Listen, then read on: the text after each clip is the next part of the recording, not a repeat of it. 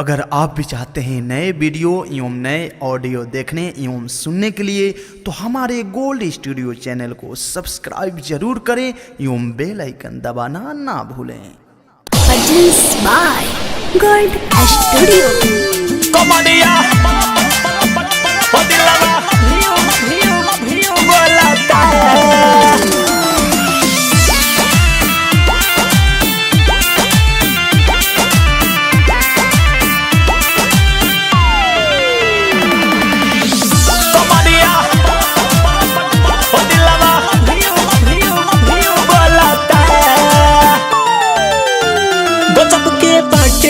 गोता परी बाड़ू आइल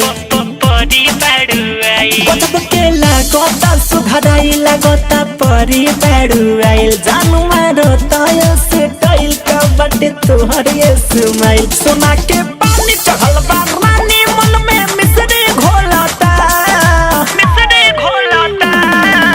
जब से भइल सोला के उमरिया सबके बाटे तो होते नजरिया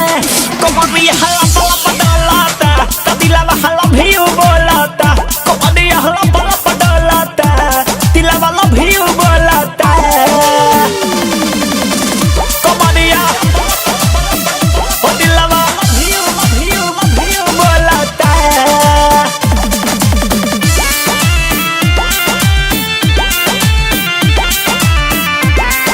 महादेव रिकॉर्डिंग स्टूडियो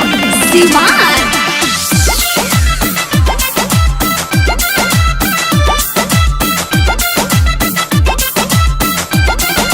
बिना दे सिंगार कइले तना सुनर लाग चेने चेने चालू तू सीना पर गोली दाग बिना दे सिंगार कइले तना सुंदर लाग चेने चेने चालू तू सीना पर गोली दाग रहिले जागल हम पागल ये तो सब है बोलता जब से भइल सोला के उमरिया सबके बाटे तो होबे नजरिया कुमरिया हला पला पडोलाता दिलवा हला भइयो बोलाता कुमरिया हला पला पडोलाता दिलवा हला भइयो बोलाता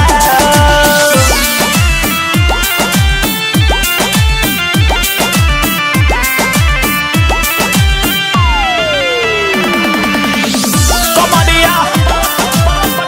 ओ दिलवा भइयो बोलाता जितना बड़ाई करी पर जाई कम हो पिंटू लाल सिपुल कहे रिश्ता जोड़ब हम हो।